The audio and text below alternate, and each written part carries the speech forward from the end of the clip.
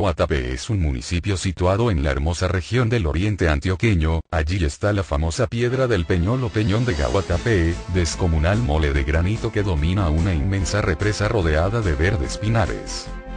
Se puede subir hasta su cúspide por unas escaleras de adobe y concreto que están aferradas a la roca en uno de sus costados. Para los acrofóbicos subir por estas, se convierte en una tortura. Una vez, camino a la cima y recostada a la pared de granito encontramos a una señora que con los ojos desorbitados fue incapaz de continuar el ascenso.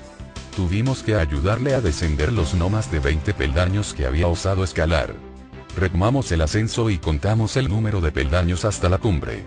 649.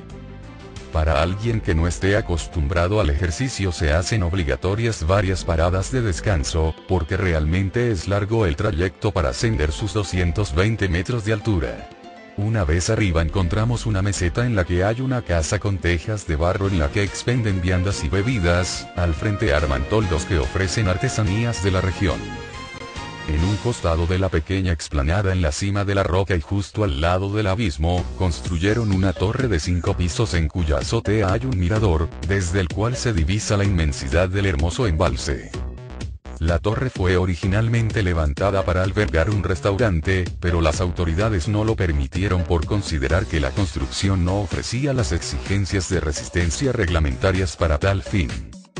Los turistas hacen largas filas para subir a conocer esta atracción de la naturaleza y mirándolos desde abajo semejan 2 hileras de hormigas subiendo y bajando hacia su gigantesco habitáculo.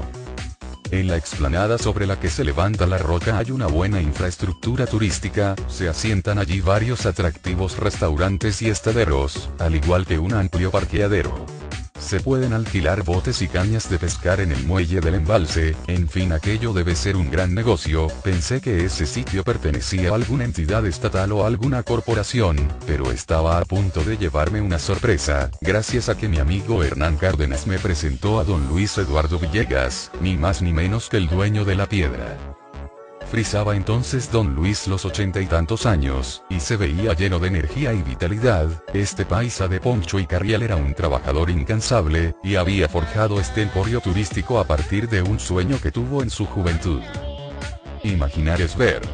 Parados con la gran roca a nuestras espaldas nos sacamos una fotografía que yo considero de gran valor histórico, al igual que la interesante historia que don Luis Villegas me contó bajo la sombra de su monolito.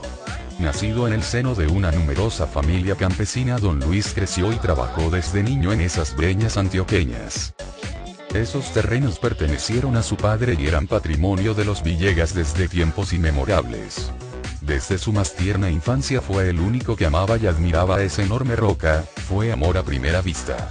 Originalmente en la época de su infancia, la mole apenas si sobresalía de la tupida arboleda que la rodeaba, dándole un aire de especial misterio y misticismo que hacía estremecer el corazón de ese niño que diariamente y sin falta recorría varios kilómetros para visitarla.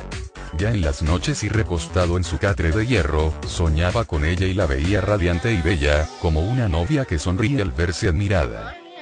Sus hermanos no comprendían el apego que Luis sentía por ese pedazo de piedra que reposaba anclada en una pequeña colina, cubierta de líquenes, helechos y musgo, oculta por la arboleda y aparentemente condenada al olvido. Cuando su padre murió se hizo efectiva la sucesión y sus hermanos escogieron las tierras más productivas. Afortunadamente para Luis el terreno en el que reposaba la roca de sus desvelos, era arcilloso, ácido y de muy baja producción. Fue por estas desfavorables circunstancias que don Luis Villegas se convirtió de la noche a la mañana en el dueño de la piedra. Su felicidad fue grande pues no había podido ser mejor para él esta providencia.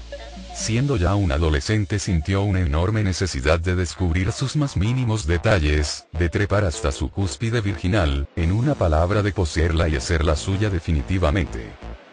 Fue así como un día soleado en compañía de sus amigos Pedro Mel Ramírez y Ramón Díaz, comenzó a preparar la estrategia para lograr el ascenso.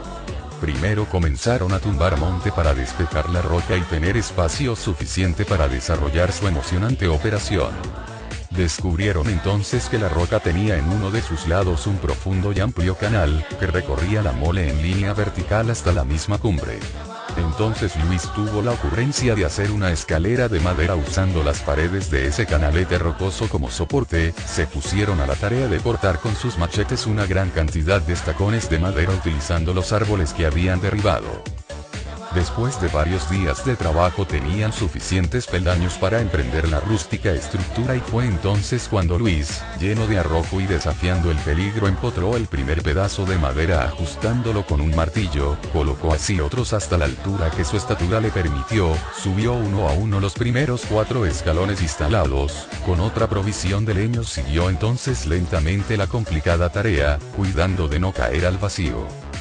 Luego y ayudado por un largo lazo al que sus amigos iban atando troncos, los alzaba con mucha dificultad para seguir siempre hacia arriba, trabándolos uno a uno y ajustándolos luego con el martillo. Me contó don Luis que tardó 5 días la bizarra aventura de ascenso a la cumbre de su piedra y en varias ocasiones casi cae al vacío. Al fin a las 6:50 de la tarde de un 16 de julio de 1954, apoyado en el último peldaño y a pulso de brazos, jadeante y sudoroso, Luis Eduardo Villegas se irguió sobre la intocada cima. No olvidó jamás la obnubilante visión que desde allí le ofreció la naturaleza como premio a su colosal esfuerzo. Una colorida y preciosa puesta del sol como nunca antes había visto ningún hombre. La roca había sido conquistada. Don Luis me siguió narrando cómo luego construyeron unas escalas de madera más seguras y que subían en zigzag para hacer más fácil el acceso. Empezó a cobrar una pequeña tarifa para conocer la cumbre y poco a poco comenzaron a llegar gentes de toda la región. Hoy día vienen hasta de otros países, agregó orgulloso, mientras miraba casi incrédulo las modernas y seguras escalas de hierro y concreto que ahora llevan hasta la parte alta de la piedra de El Peñol. Don Luis ya había fallecido cuando escribí esta historia. Pero realmente no ha muerto. Porque los grandes hombres, los que se atrevieron a soñar grandes cosas y luego las hicieron realidad para el deleite de sus congéneres, siempre estarán con nosotros.